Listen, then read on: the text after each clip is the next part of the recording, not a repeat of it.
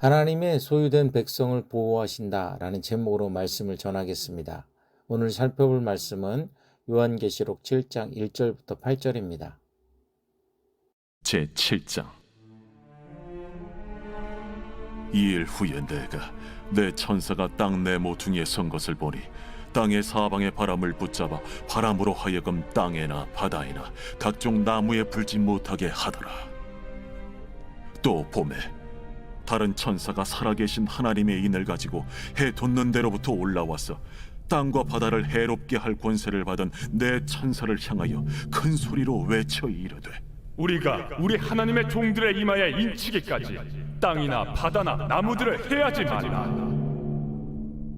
내가 인침을 받은 자의 수를 들으니 이스라엘 자손의 각 지파 중에서 인침을 받은 자들이 14만 4천이니 유다 지파 중에 인침을 받은 자가 1만 2천이요 루벤 지파 중에 1만 2천이요 갓 지파 중에 1만 2천이요 아셀 지파 중에 1만 2천이요 납달리 지파 중에 1만 2천이요 므낫세 지파 중에 1만 2천이요 시므온 지파 중에 1만 2천이요 레위 지파 중에 1만 2천이요 이사갈 지파 중에 1만 2천이요 스불론 지파 중에 1만 2천이요 요셉 지파 중에 1만 2천이요 베냐민 지파 중에 인침을 받은 자가 1만 2천이라. 전 시간에는 날마다 솟는 샘물 큐티 교제를 조금 더 효과적으로 활용할 수 있는 방법을 알려드렸습니다. 그러나 요한계시록의 말씀을 전할 때는 본문을 구체적으로 관찰하는 설명은 생략하고 바로 본문의 말씀을 전하도록 하겠습니다. 양해를 부탁드립니다. 우린 지금까지 대환란 중에 일어날 일들에 대해서 하나님의 말씀을 살펴보고 있습니다. 대환란 중에 어떠한 일이 일어날 것인가에 대해서 하나님의 말씀을 듣고 도전받기를 원합니다. 대환란 중에는 세 가지 종류의 재앙이 있습니다. 하나는 인의 재앙이고 또 다른 하나는 나팔의 재앙이며 마지막 세 번째는 대접의 재앙입니다. 그 중에서 우리는 인의 재앙 6가지에 대해 지난 주간 세일의 특별 새벽 기도의 시간을 통해서 담임 목사님으로부터 들었습니다.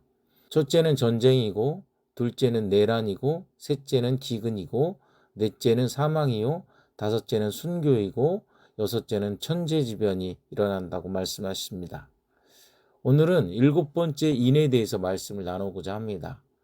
그런데 이 7번째의 재앙은 앞에 있는 6가지와는 다르게 그 7번째 인 속에 바로 7가지의 나팔 재앙이 들어 있습니다.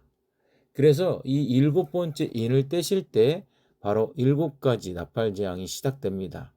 오늘 말씀은 이 7번째 인을 떼시기 전에 주님께서 먼저 하시는 일이 있다는 것을 말씀하고 있습니다. 오늘은 그 부분에 대해서 함께 말씀을 나누고자 합니다. 7장 1절에서 4절을 보면 하나님은 하나님의 종들의 이마에 인을 치셨다고 말씀합니다. 여기서 우리가 분명히 기억해야 하는 것이 있습니다. 그것은 심판의 바람은 하나님과 하나님의 천사들의 손에 있고 악의 손에 있지 않다는 사실입니다. 4명의 천사들이 땅의 네 모퉁이에 서서 심판의 네 바람이 땅 위에 불어닥치지 않게 하기 위해 그것들을 붙잡고 계신다고 말씀합니다. 여기에서 땅의 네 모퉁이는 동서남북을 말합니다. 이것은 하나님께서 땅의 모든 영역을 통제하고 계신다는 사실을 말씀하고 있습니다. 심판이 하나님께 있다는 것을 우리가 아는 것이 중요하다는 사실을 우리가 기억해야 합니다. 즉 심판을 행하시는 이는 바로 하나님 자신이라는 사실을 아는 것은 우리에게 가장 큰 위안을 주고 있습니다. 7째 인을 떼시기 전에 주님은 마지막으로 인간을 구원하시기 위하여 일하십니다. 그래서 주님의 일을 할 일꾼들을 선택하십니다. 그리고 그들의 이마에 인을 치십니다. 여기서 인은 소유, 권위, 권세, 보호, 보전의 표시입니다. 하나님은 자신의 종들을 구별시키시고 또한 이 땅에 임하는 진노와 파멸로부터 그들을 보호하신다는 것을 확증시키시고자 그들의 이마에 인을 치십니다. 계시록 16장 2절을 보면 하나님의 종들의 이마에 있는 하나님의 인과는 대조적으로 짐승, 즉 적그리스도를 따르는 불법적이고 반역적인 자들은 짐승의 표나 인을 받게 된다는 사실을 말씀합니다. 하나님은 자신을 따르는 자들은 정죄하지 않으신다는 것을 우리가 기억해야 한다는 거죠. 그분을 따르는 자들은 하나님의 심판을 면하게 됩니다. 하나님께로 오는 심판과 파멸은 오직 이마에 하나님의 인을 맞지 아니한 사람들 위에 떨어지게 됩니다. 이러한 사실은 요한계시록에서 계속 언급하고 있습니다. 하나님은 진정으로 믿는 자들에게 가장 놀라운 약속을 주셨습니다. 믿는 자는 아무도 사망과 지옥의 심판과 형벌을 받지 않는다는 것입니다.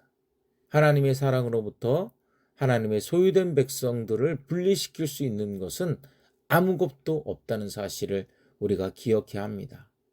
요한복음 5장 24절을 보니까 내가 진실로 진실로 너희에게 이르노니 내 말을 듣고 또 나 보내신 이를 믿는 자는 영생을 얻었고 심판에 이르지 아니하나니 사망에서 생명으로 옮겼느니라 라고 말씀합니다. 계속해서 5절에서부터 8절을 보면 이렇게 하나님의 종으로 인치심을 받은 사람들은 모두 14만 4천 명이라고 말씀합니다. 이 14만 4천 명에 대해서 이런저런 견해들이 많이 있습니다. 어떤 사람들은 오늘 하나님을 믿는 우리들이 바로 이 14만 4천 명이라고 말하는 사람도 있습니다. 여호와의 증인들은 자신들이 바로 14만 4천 명이라고 말하면서 마지막 때에는 자기들만 구원받는다고 떠들고 다닙니다.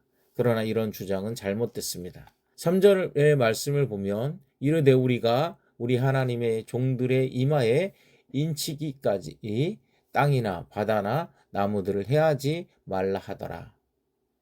여기에서 천사가 14만 4천 명의 이마에 인을 친 사람들은 하나님의 종들이라는 것을 말씀하고 있습니다. 그러므로 이들은 주님을 위해서 일할 주님의 종들이라는 사실을 우리가 알아야 합니다.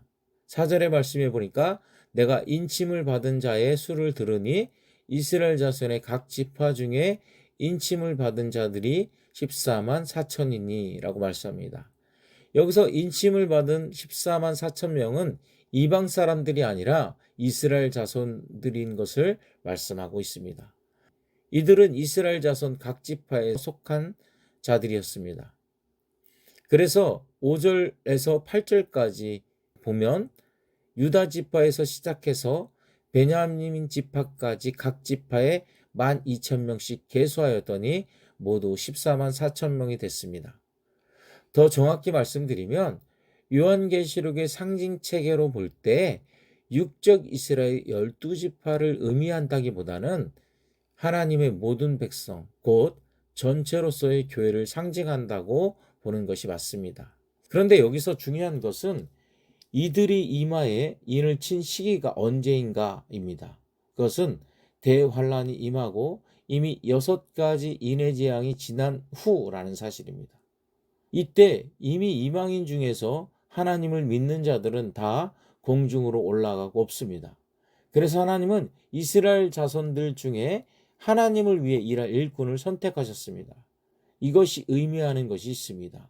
그것은 마지막 날에 이스라엘 자손들이 하나님 앞에 회개하고 돌아온다는 사실입니다. 지금 그들은 예수 그리스도를 구주로 인정하지 않고 있습니다. 그러나 하나님은 그들을 버리지 않으셨습니다. 그리고 대환란 중에 그들이 자기들이 십자가에 못 박아 죽인 바로 그 예수님께서 우리의 구주라는 사실을 비로소 깨닫고 회개하고 돌아온다는 겁니다. 그래서 하나님이 그들을 일꾼으로 쓰기 위해 그 이마에 인을 치시고 그들을 세계 각지로 보내 복음을 전하게 하신다는 것입니다. 바울은 로마서 11장에서 하나님이 이스라엘을 버리지 아니하셨다고 고백하고 있습니다. 그들은 반드시 회개하고 돌아와 온 이스라엘이 구원을 받게 된다고 말씀하고 있습니다.